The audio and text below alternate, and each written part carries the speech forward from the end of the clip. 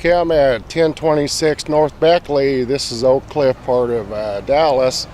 And I'm in front of Oswald's rooming house. And Oswald briefly stopped here after President Kennedy was shot November 22nd, 1963. But what is interesting, I think suspicious, is he took a cab ride.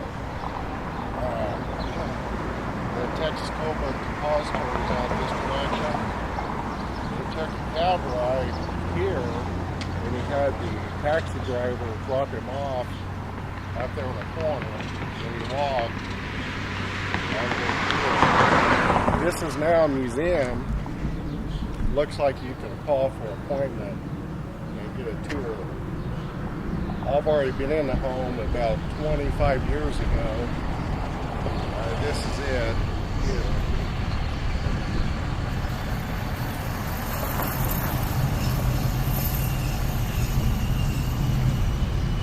And his room was right here on the side where those 3 or 4 windows are. I'm going to go ahead and walk up there, see if we can get a better view.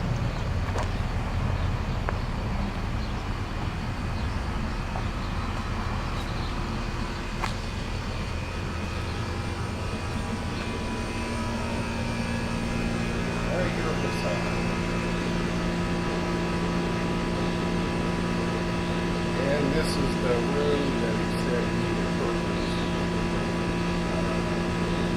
installed. And it turned out that that's what he really wanted to, when he went home to Irving, to get that package, which was really a rifle. He said he needed curtain rods for his room, but it turns out his room already had curtains in it. That's right.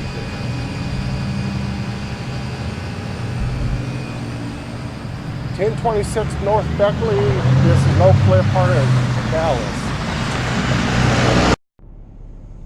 Okay, now we'll trace Oswald's steps from his rooming house here to 10th and Patton, where he shot Officer JD Tippit. There were 4 eyewitnesses that saw him shoot the officer.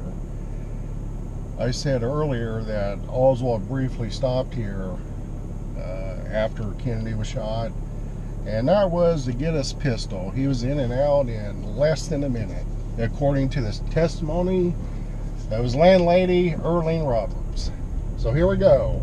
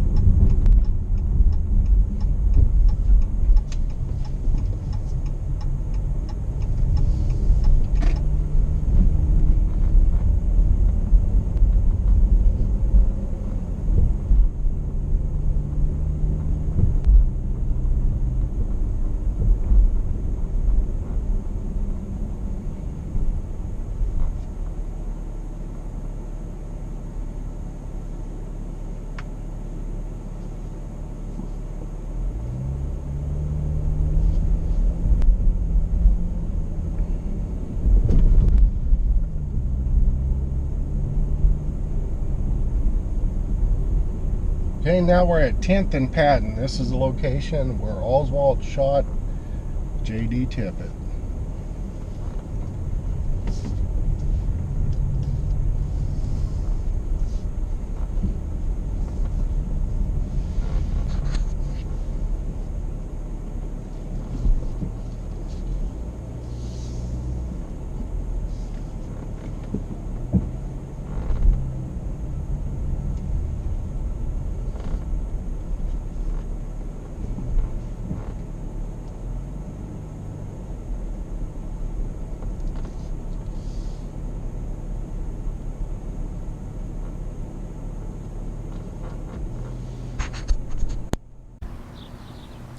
First thing you see when you come to 10th and Patton, again we're 10th and Patton, is this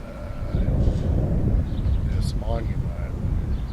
It says, on November 22nd, 1963, at this intersection, Dallas police officer JD Tippit was murdered by Lee Harvey Oswald.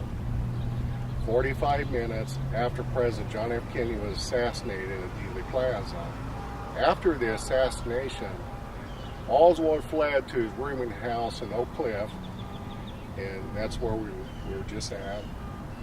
In the neighborhood where Officer Tippit was assigned, which turns out to be Section 78, and Tippit's car was number 10.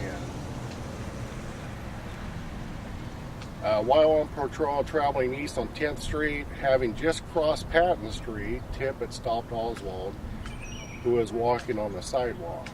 After a brief conversation with him through the passenger window, Tippit exited his police car, at which time Oswald fired 3 shots across the hood, striking Tippit as he pulled his gun. Oswald then came around the rear of the car and fired a 4th shot. That 4th shot, folks, hit Tippit in the temple, by the way. That may have been a kill shot. Oswald left the area. Temple Bowley, a citizen, stopped and used Tippit's radio to call for help.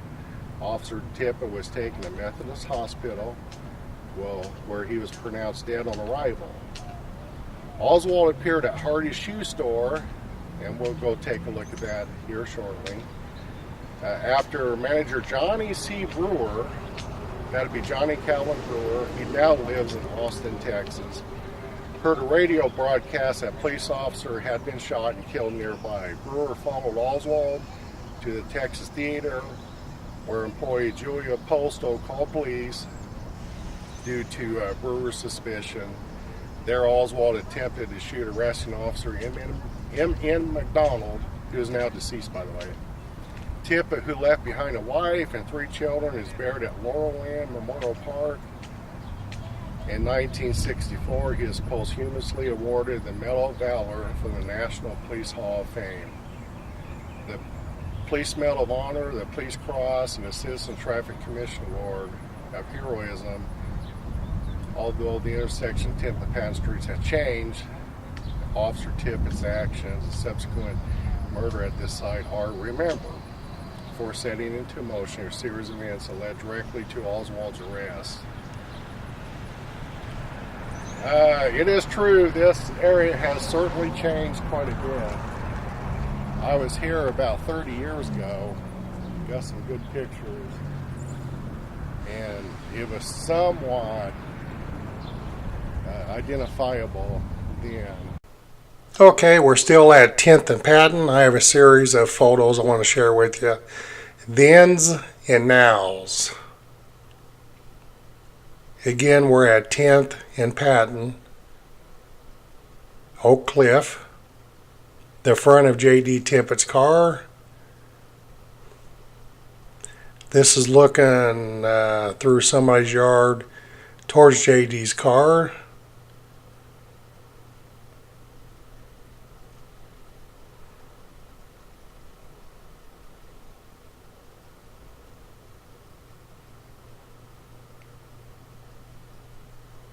Notice a roof above the door to the house on the right. You have the 2 windows and then a roof above the door. There it is. This is what it looks like today. This is the exact location.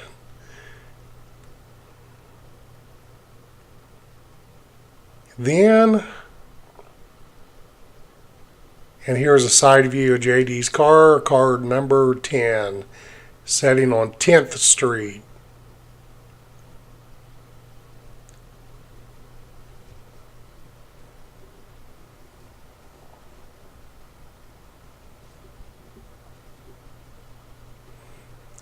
The cab is driven by William Whaley, an eyewitness to the murder.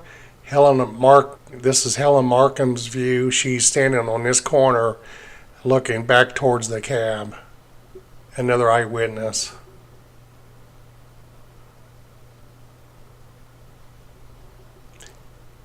Ted Calloway, used car salesman, saw Oswald walking briskly towards Jefferson Street carrying a pistol. This is what it looks like today.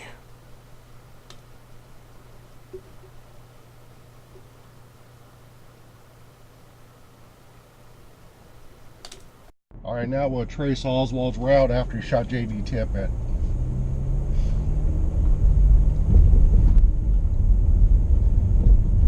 Headed towards Jefferson Street. Turn right onto East Jefferson Boulevard.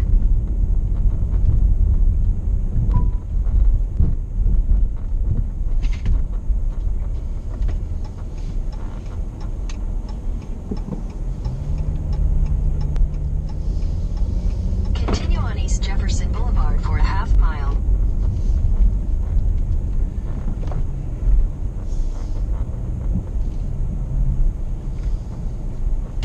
And then this Santos mufflers and radiators. Back in the day, this was a service station.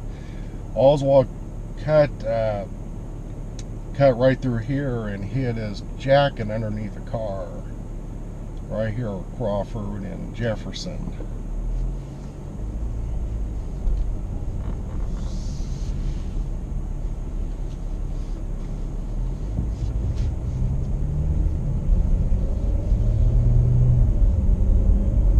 Then he continued on Jefferson. Again, we're still in the Oak Cliff part of town of Dallas.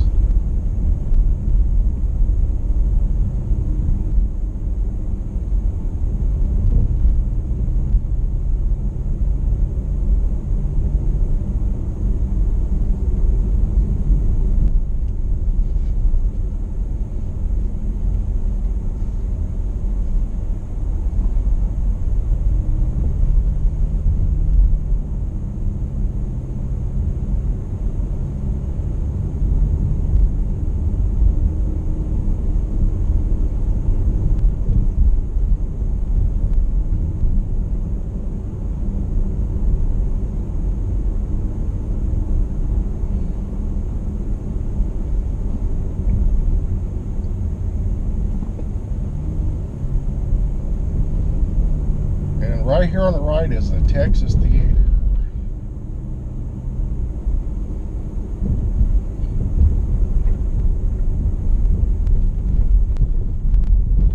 This is where he was captured, right here.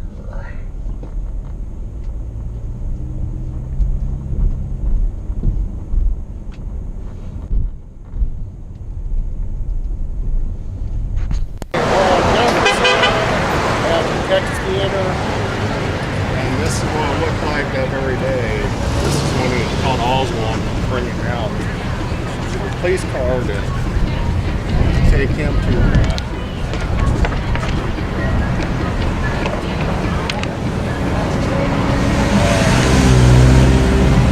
city jail on Harwood Street.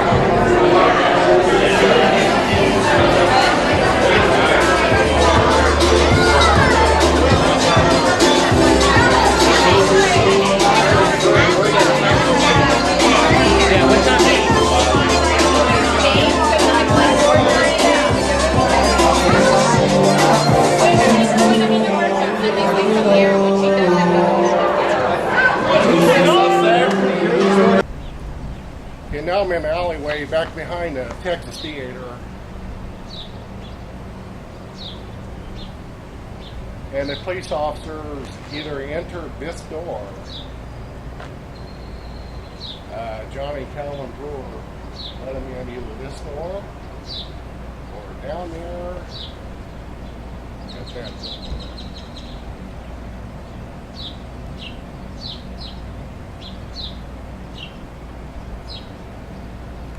One or the other.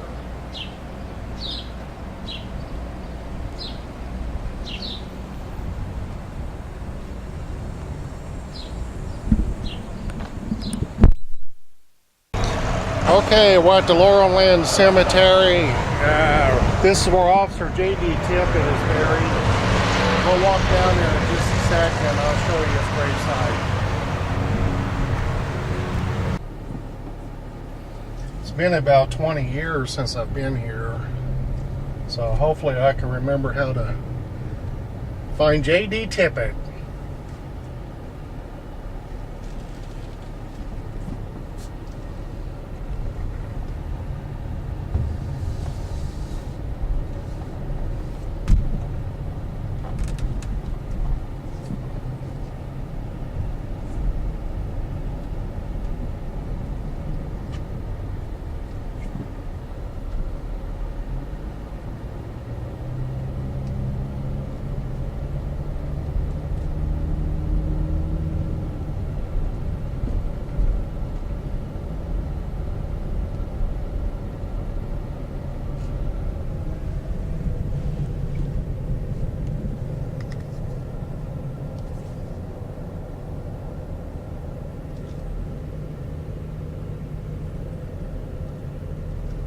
I think he's kind of back in this section.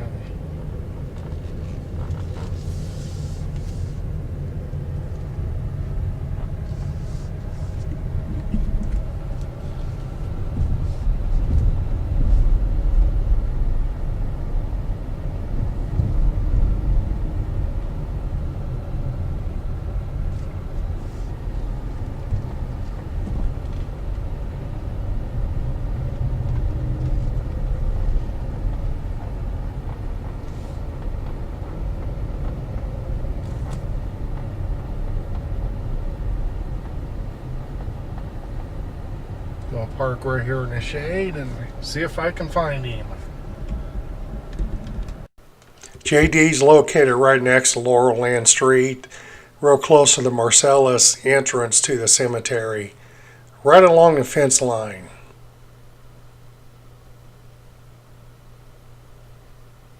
His funeral was held at Beckley Hills Baptist Church in Oak Cliff. Picture of Maria and the kids back in 1963. Americans opened their heart and checkbook and donated $650,000 over the years. This is Maria today. She married another Dallas police officer, and I believe she's a widow again.